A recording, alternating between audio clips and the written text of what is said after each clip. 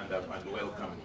The current heavy rainfall has left some parts of the country with floods, roads washed away, and mudslides causing some deaths. Today, during the UN Joint Steering Committee meeting chaired by Prime Minister Robinah Nabbanja on the UN Sustainable Development Cooperation Framework, she called for UN intervention into the ongoing crisis of disasters across the country. We are deciding to relocate some of this because they are living in dangerous enclaves. But our resource envelope is not as able to relocate all people who are vulnerable to mudslides and landslides across the country. We have started with Bududa, we are going to Namusindwa, then other Mount Elgon areas. But the resource envelope, we request for your support in this, because losing life at this era is something that is really. Nabbanja said government borrowed money to work on a number of roads, which have now been washed away by floods resulting from the effects of climate change. Most of our roads now are cut off because of floods, because of climate change, isn't it?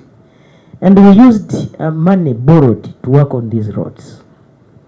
Now we shall need more money to work on the same.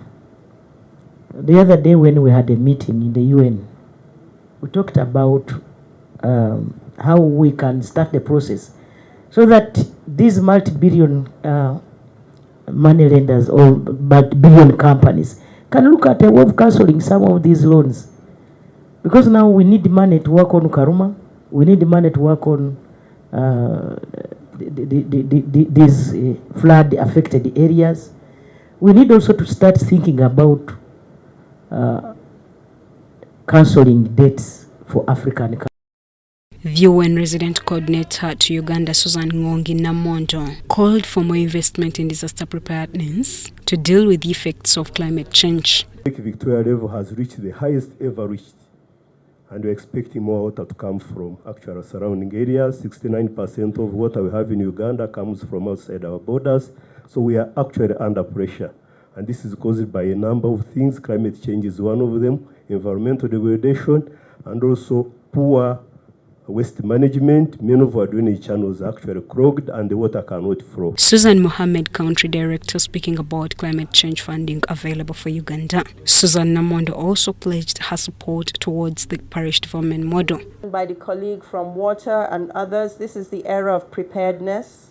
We really need to invest in preparedness because we see the impacts of these extreme weather events.